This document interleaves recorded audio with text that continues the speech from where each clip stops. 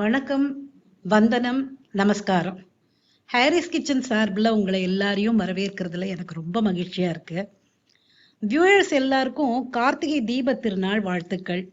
கார்த்திகைக்கு எல்லார் வீட்லேயும் குத்து விளக்கு, அகல் விளக்கு எல்லாம் ஏற்றி வச்சு வீடே தெய்வீகமா ஒரு ஒளியோட பிரகாசிக்கும். இந்த கார்த்திகை பண்டிகைக்கு நெல் பொரி, அவல் பொரி, வேர்க்கடலை உருண்டை எல்லாம் செஞ்சு சுவாமிக்கு நெய்வேத்தியம் செய்வது வழக்கம். இன்னைக்கு நாம நெல் பொரி உருண்டை செய்வது எப்படின்னு பார்க்கலாம். இதுக்கு என்னென்ன பொருள்லாம் தேவைன்னு சொல்லட்டுமா? நெல் பொரி ஒரு பாக்கெட். அதாவது நான் எடுத்துட்டது இந்த சின்ன கப்ல அளந்ததுல எனக்கு 7 கப்பு பொரி வந்தது. வெல்லம் அதுக்கு 2 கப்பு சரியா இருக்கும். அதாவது 7 கப்பு எதால நீங்க அளந்து எடுத்துட்டாலும் அதுல 7:2ங்கிற ரேஷியோல தான் நம்ம இப்போ செய்ய போறோம். அப்புறம் தேங்காய், சின்ன சின்னதா நறுக்கின தேங்காய கொஞ்சம் வாணலியில் நெய்யை விட்டு நல்லா செவக்க வறுத்து வச்சுக்கணும். அதுக்கப்புறம் ஏலக்காய் 1 ஸ்பூன், அப்புறம் சுக்குத்தூள் 1 ஸ்பூன்.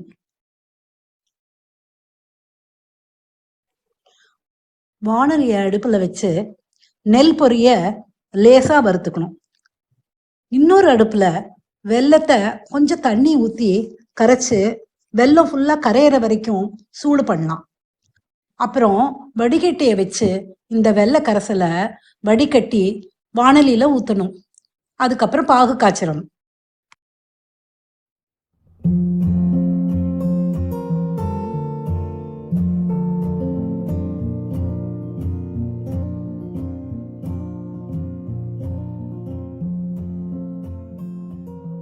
இப்ப பாருங்க, பாகு நல்லா கொதிக்க ஆரம்பிச்சிடுது. இப்போ இந்த பதத்தை தெரிஞ்சுக்கணும்னா கொஞ்சமா ஒரு பாகு ஒரு ஸ்பூன்ல எடுத்து ஒரு சின்ன கிண்ணத்துல தண்ணி வச்சு அதுல ஊத்தணும். அத கையை வச்சு மெல்ல பாகு அப்படியே எடுக்கும்போது கெட்டியா வந்ததுன்னா அதை அப்படியே உருட்டிட்டு ஒரு தட்டுல போட்டா டங்குன்னு சத்தம் வரும். இதுதான் சரியான பாகு பதம்.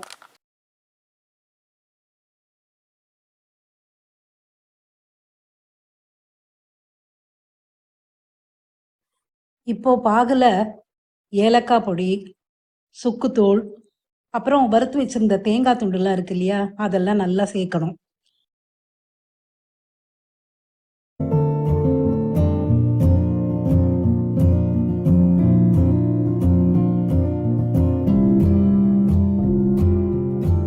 அதுக்கப்புறம் பொரியையும் சேர்த்து நல்லா கலக்கிட்டு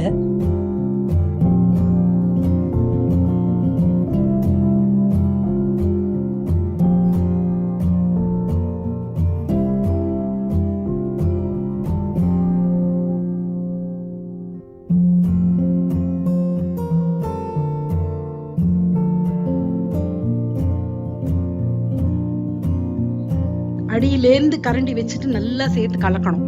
கலக்கி முடிச்சதுக்கு அப்புறம் ஒரு தட்டுல நாம எடுத்து வச்சிருக்கோம் இல்லையா 2 ஸ்பூன் அரிசி மாவு, அதுல கையை தொட்டு ஒவ்வொரு உருண்டையா பிடிக்க ஆரம்பிக்கணும்.